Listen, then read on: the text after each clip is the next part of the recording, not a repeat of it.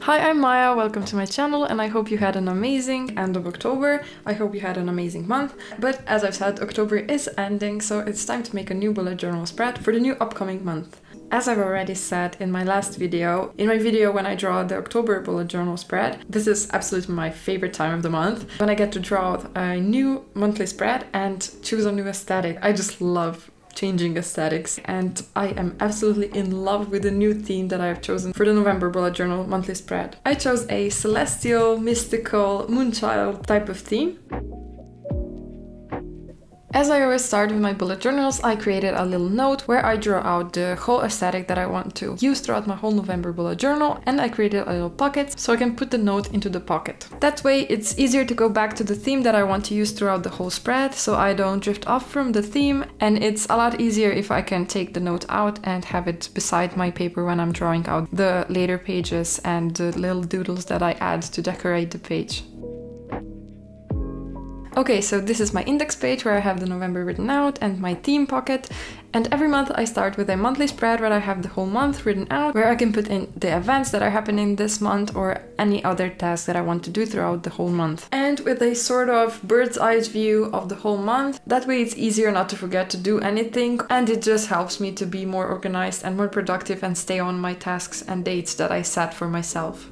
For November, I chose a similar setup to October's setup, but I changed it up and put the whole month to the left side of the paper, where in October I had it on the right, and I put the little columns when I have goals, tasks, and next month I put on the right side of the calendar, not on the left as I did it in October. And because I didn't want to have any blank space left on the page, I added little decorations like phases of the moon and the Virgo constellation, because I'm a Virgo and this whole channel is named Typical Virgo.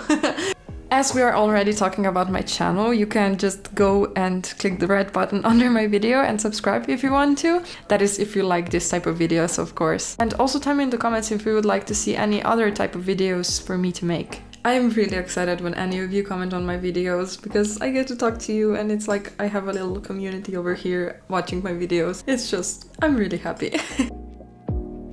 Okay, about the next thread, I'm really excited because I had this in my mind and I didn't really know if I'm gonna be able to pull it off, but I imagined making little doors where it's like you're entering into the universe, and when you enter there are weeks drawn out on the pages inside of the doors. I wasn't really sure how this is gonna work at first, but then I started making it and it just made a lot of sense when I was making it. And now that I'm done with it, I'm so happy with the results. I was excited. It was my first time making this type of a spread, but I think I did good.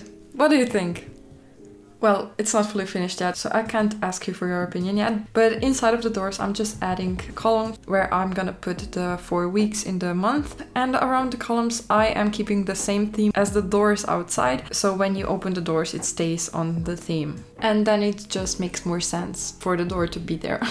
I tried using my new markers that I bought in Teddy. This is a store in Slovenia where I'm from, but where are you from? I'm wondering who's watching this video. So I bought these markers in Teddy. They were kinda cheap and I wanted to try them out, and they are good. They just are really pigmented, so they go through the pages. I'm really happy that here when I was blacking out the pages, I put the extra black paper on the outside of the doors, because otherwise it would look really bad.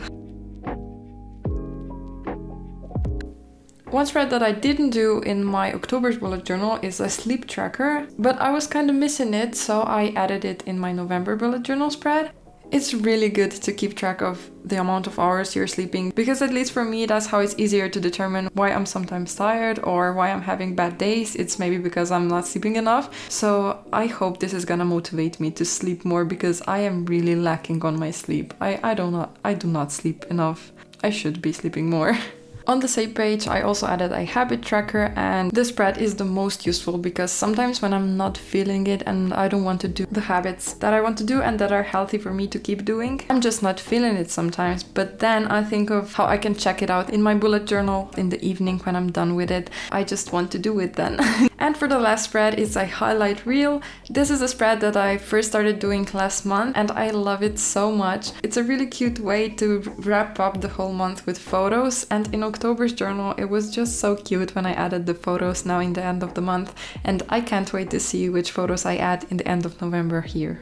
So here it is, my November bullet journal. I love it so much. I love the theme, I love how it ended up looking, and I hope you like it too. That is it for this video, I hope you enjoyed it. And again, subscribe if you want to, and if you haven't yet. I wish you a happy end of October and an even more happy start of November. Bye!